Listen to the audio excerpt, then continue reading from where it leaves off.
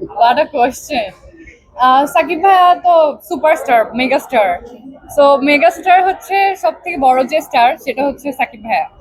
তো আর সেখানে সবাই তো তাকে মেগাস্টার বলে, তো এখানে তো আর প্রুভ করার কিছু নাই যে হু ইজ বেস্ট, রাইট? আর শুভ ভাই উনি হচ্ছে অনেক ভালো অ্যাক্টিং করে।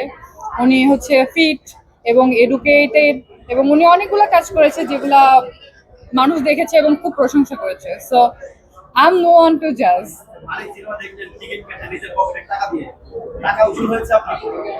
টাকা উসুল হওয়ার জন্য আসলে আমরা দেখি না কোনো মুভি। আমি স্পেশালি মুভি দেখি হচ্ছে এক্সপিরিয়েন্স করার জন্য। আমি হচ্ছে দেখি অ্যাক্টিং কিরকম হচ্ছে বা কিভাবে করছে কাজগুলো, ফ্রেমিং, তারপর হচ্ছে অনেক সময় বিনোদনের জন্যও দেখতে আসি। সো আমার পার্সপেক্টিভটা হচ্ছে ডিফারেন্ট।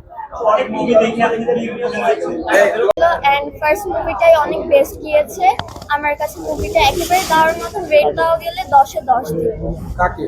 মুভিকে? মুভিকে, হ্যাঁ। আর যদি শুভ ভাই আর বিদ্যা সিনহা মেন শুভ ভাইয়ের ক্যারেক্টারটা বেস্ট ছিল মুভির হিসাবে, তো আমি বলবো যে শুভ ভাই অনেক ভালো অ্যাক্টিং করেছে অ্যান্ড ওনার যে অ্যাক্টিং ছিল ওটার সাথে পারফেক্ট দিয়েছে। অ্যান্ড বিদ্যা সিনহা মিমাপু তো সবসময় পারফেক্ট, ওনার কথা আর বলার দরকার নেই।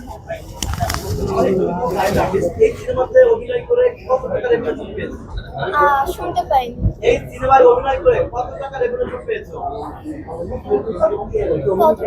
না, একজনকে তার রেমুনারেশন নিয়ে জিজ্ঞেস করা উচিত না। চাকরি বেতনও জিজ্ঞেস করতে হয় না, রেমুনারেশনও জিজ্ঞেস করতে হয় না।